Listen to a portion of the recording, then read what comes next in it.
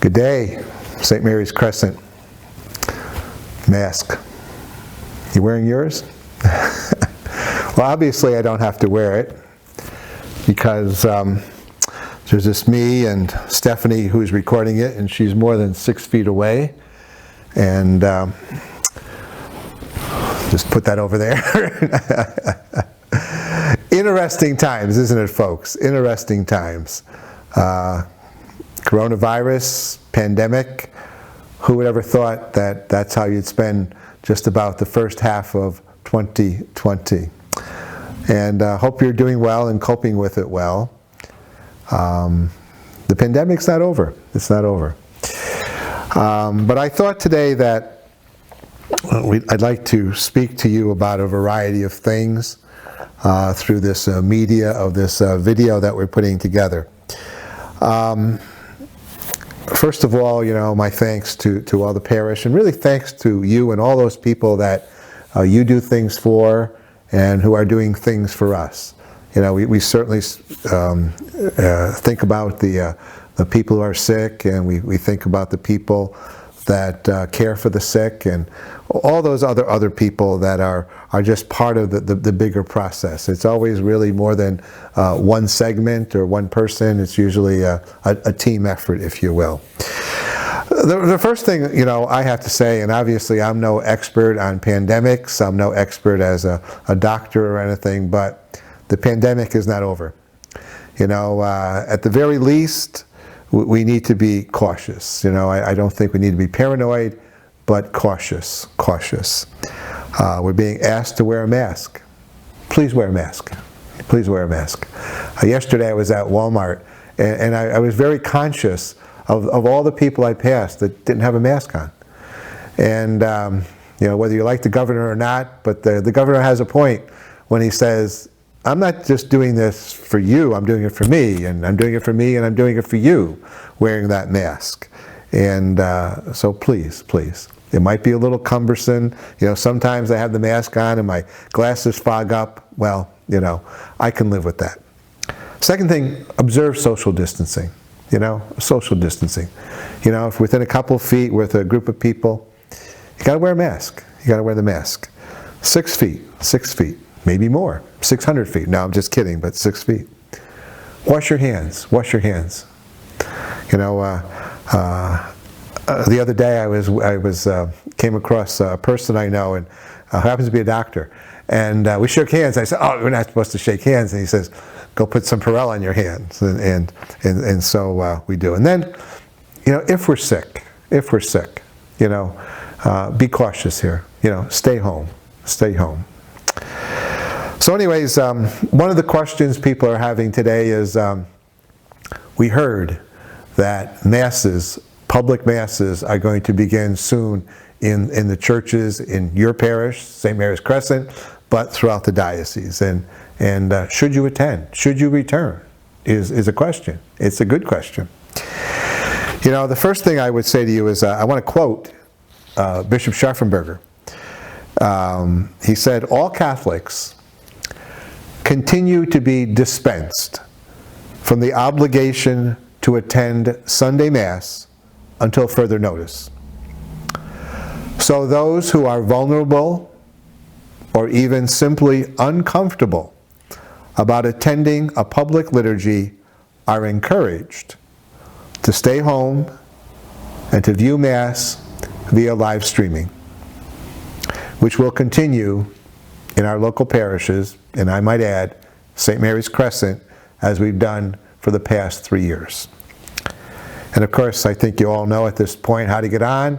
You go to our website, stmaryscrescent.org, stmaryscrescent.org. And then just scroll down a little bit and you'll see live stream masses. The first one is live streamed at 10:30. And then if you missed it for some reason, you came in late, overslept that Sunday, well, you can watch it archived. Archived. And so please do that. I have to share with you, though, what another bishop said. A bishop down in Florida, as a matter of fact. The bishop of Palm Beach. He said, I emphasize that all Catholics are dispensed from the obligation to attend Mass until further notice. This is meant to ensure the well-being and safety of all, not only the elderly and those who are at risk for illness, but anyone of any age who is making a prudent decision about their own well-being as well as others. Simply stated, as we begin and continue the process of reopening, no one is obliged or should feel obliged to come to church. This is an individual and free decision, and one may have an overriding, serious obligation not to come to church. So please reflect upon that, maybe act upon it. But for those who, for whatever reasons do say, well, I'm coming back to church, and I'm going to go back here to St. Mary's Crescent, we would share with you the following. First of all, our initial reopening for the parish masses will be only 2 masses. We will have Mass at the Vigil at 4:30 on Saturday, and then we'll have Mass at 10:30 on Sunday. No 8 a.m., 4:30 and 10:30 only. When you come to church, we have protocols that we have to follow, and most of them, if not all of them, are guidelines that come right from the state. And if we don't follow them, we cannot open. And so let me just share with you some of those guidelines that we have to follow. First of all, the seating in the church will be limited. We approximate that with social distancing, we can seat in the church approximately 125 people. You will need to sign up for a Mass if you intend to come. And we'll talk about that in a second, how you do that.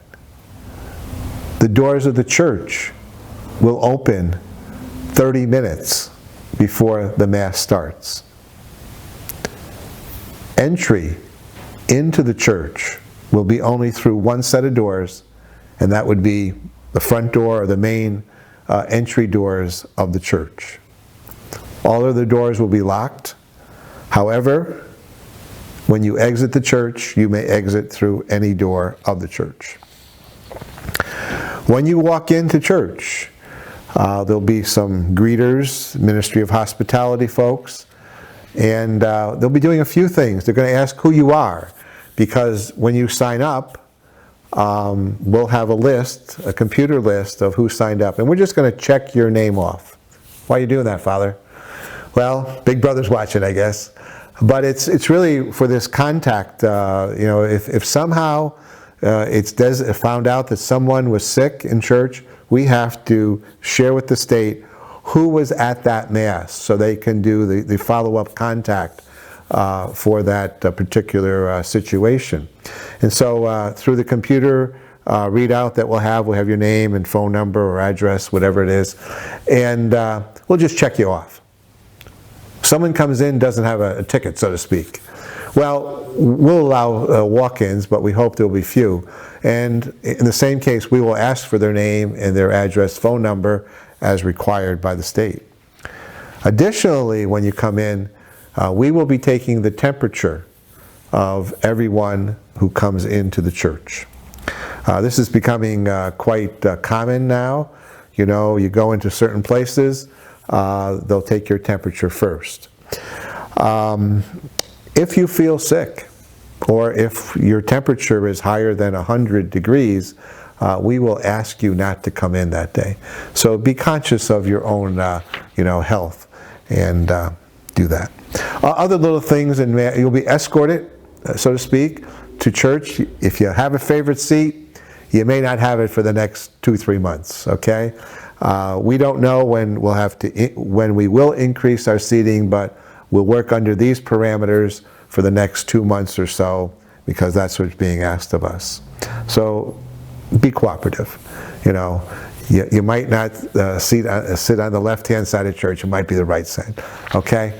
The only person who I know is going to sit in the same seat every week is myself. And if you want my job, we'll talk about it. At least you can preach every week. I know you all want to do that. So anyways. Just that during Mass time and everything, there'll be no music books in the church. We may have a program, a sheet of paper, but that sheet of paper will be used only for that Mass. It will be discarded, and new music sheet would be put out for the next Mass. There's no offertory procession. The gifts will not be brought to the altar. As I said, no hymnals. This isn't what it says, no collection at Mass. There'll be a collection at the end of Mass when you walk out, or even if you walk in. There'll be these collection boxes at all the doors of the church, and you could place your gift, your donation in those boxes as you come in or go out of church on the weekends. Again, as we did at the beginning of the pandemic before we closed down, there'll be no sign of peace. You want to say something nice to the person next to you, say, "Peace be with you," and nod your head, smile, that's fine. No chalice. The chalice will not be in play, probably for a long, long time. You must, from the moment you walk into church, maybe even before that, maybe the moment you get out of your car, you must wear a mask until the moment you leave church and get into your car. Again, this is a non-negotiable. We have to do that. Obviously, if you're under 2 years old, we understand what the state says. And social distancing is also very important. It's awful to say, we need to keep away from one another, at least, that's 6 feet. And we're going to try to do that in your seating, even when we come to communion. We're going to ask you to have 6 feet between you and the person in front of you and in back of you. When you come into church, there's the Smiths, we always, kibitz with them before and after Mass. Well, if you're 6 feet apart, I suppose, but we're asking people not to gather in groups. And this sounds awful, I know it does. But again, there seems to be some health issues at hand here that we need to be very conscious of too. And so coming and going, we need to, in a sense, come from our cars, go to Mass, go to our cars. We'll get through that. We'll get through that. Okay. And again, as I emphasized before, we're live streaming. We're live streaming. Okay. I have to say that it's been it's different to do Mass with basically nobody in the congregation, but I think it's also been rewarding because a lot of people have been watching us pray together these last 2-3 months, and it's been very spiritually beneficial for a lot of people. It's a different way of praying, but praying is the important thing, and so we can do it that way. It isn't the ideal way, but it's a good way. Daily Mass, daily Mass. Daily Mass will be suspended until further notice. Why is that, Father? We'll get to that in a few minutes, okay? But daily Mass is suspended. Funerals. Until recently, you could only have 10 people at a funeral. Well, now that we're reopened, we could obviously have 100 or so people for a funeral, and in most cases, we don't get more than 100, 125 people for a funeral. And so we'll be able to do funerals more or less the way we did them in the past. Again, social distancing, masks on, that type of thing. But it shouldn't be a problem. Parish life continues. Parish life continues. The staff is here. They do a good job. Even when they were home, they did a good job. But they're doing it now from the office, and they'll be around certainly Monday through Thursdays. For the time being, there'll be the office open those hours 9 to 12, and then 12:30 rather, 9 to 12:30, and then 1 to 4. Stephanie, who's our pastoral associate for administration, I told the staff at Stephanie's laughing at me right now. Anyways, I told the staff at a staff meeting we had in recent days, I said, now, because of something I'll share with you in a second, I said, Stephanie is in charge. And one of the staff members said to me coyly, I thought she was always in charge. And I said, I stand corrected. I stand corrected. So they'll continue to do their job and everything. First communions, we'll work on a schedule where we can do that. I'll be talking to Rachel. Rachel will be talking to me about what would be appropriate. The odds are it'll probably be at a special liturgy or mass or masses in the near future. But that near future probably wouldn't be, unless there's some change that I'm not aware of, until September or so. But we'll get to that. Confirmation, a lot of our young people had their confirmation date of April postponed. We have a date. I don't have the details on the time, but the new date for confirmation is September 10th, and it will be at Corpus Christi. And the reason we're having it at Corpus Christi Church instead of St. Mary's is that they can seat about 100 more people than we can. So we're hoping that even by September we'll be able to increase that number, maybe double it, with some restrictions that would be lifted by the state. We've been trying to keep in contact with the parish, and I think we've done a reasonably good job. The staff has called everybody in the parish, and to reach out.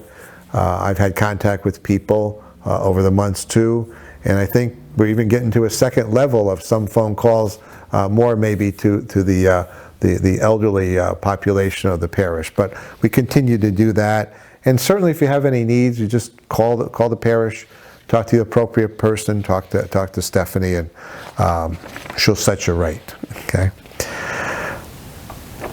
From a financial point of view, I have to say, you've been very generous, very responsive.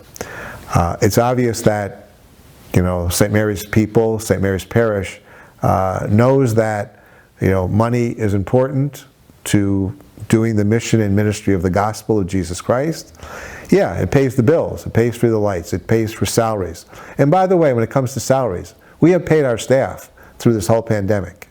And only because of your generosity, not just in the last few months, but in the months and years prior to that. And I appreciate what you've done. And I'm sure there are some people who say, well, I'm waiting to come back to church. Well, okay, you're going to bring those envelopes. Got a suggestion for you. Instead of bringing 50 envelopes, put it all in one envelope, okay? It makes it easier for the counters. Write the one check out instead of 28 checks, just the thought. Now, when it comes to supporting the parish, there are several ways of supporting it. People send in checks, they send in their envelopes, if you will. We also have what's called online giving. And I think, and that's really increased. I know it's increased to some degree, people using that way of supporting the parish. And so you can just go onto the website again, and there's a little click or something for online giving. When in doubt how to do it, again, call Stephanie. Stephanie has all the answers, okay? And then we've introduced something else that I am not too familiar with, but I know we do it. It's called texting. You can text to give, and we'll be sending a letter out to you that hopefully you received maybe before you have this video sent to you. But in either case, if you'd like to do by texting, there'll be information in that letter, and again, you can call Stephanie.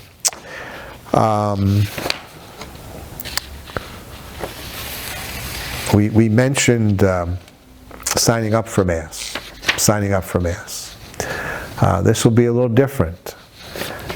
You're going to be asked to go to our website, And we're using a program that's called Eventbrite, I think, right? Is that right? Eventbrite. And it'll be on the webpage and on activities of the day, whatever. What is it called?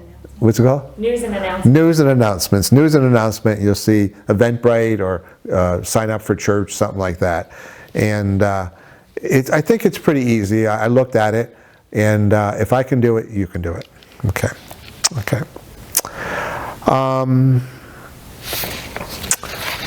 I received in the mail today a little card. Comes from some friends of mine from one of my former parishes.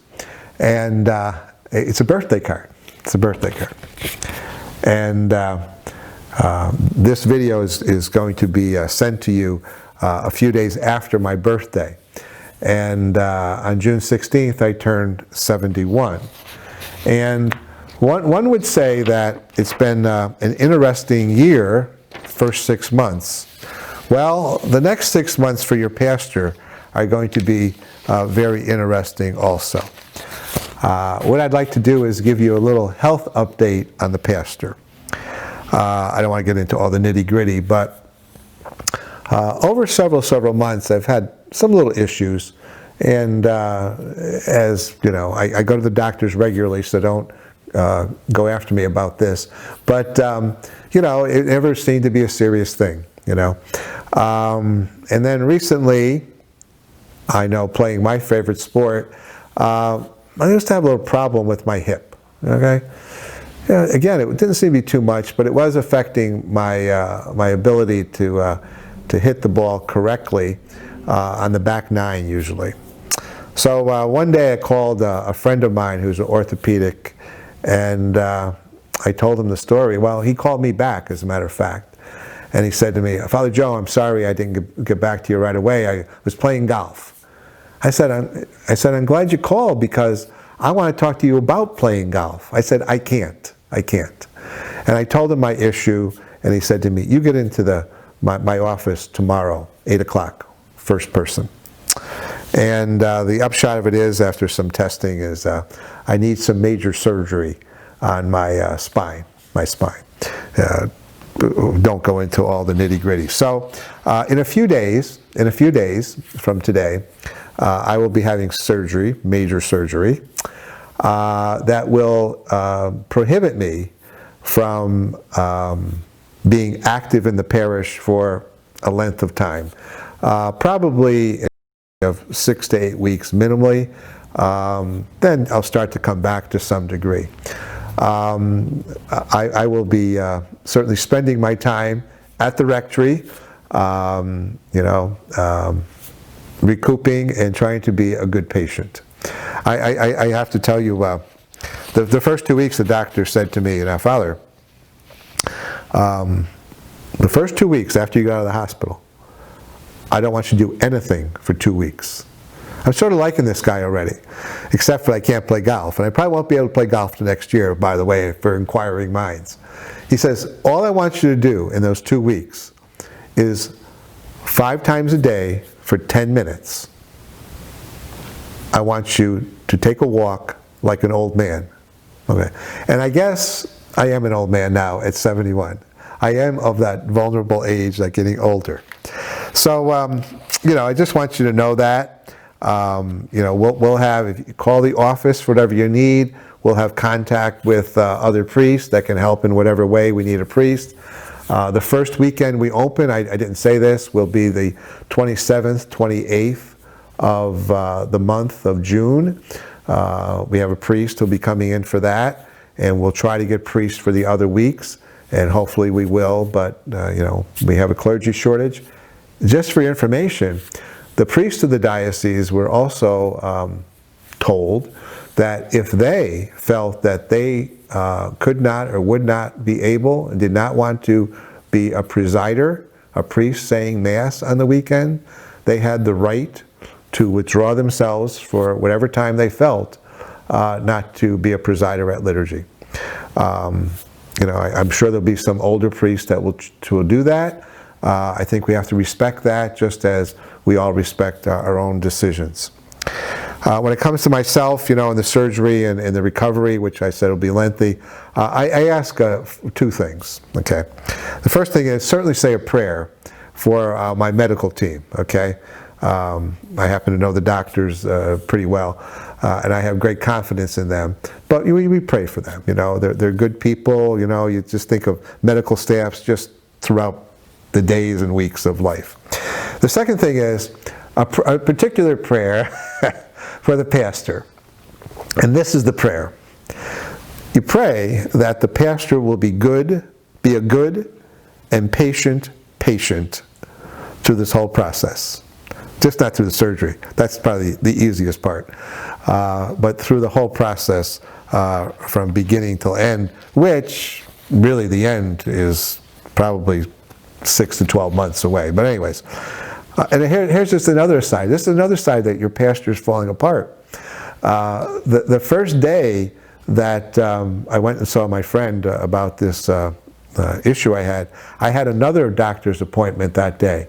And once I get through all this spine surgery and recovery and the like, I'm then going to have another operation, not as extensive as this one will be, but another one probably at the end of the year, toward the end of the year, hopefully before Christmas. But we'll deal with that once we get through this one.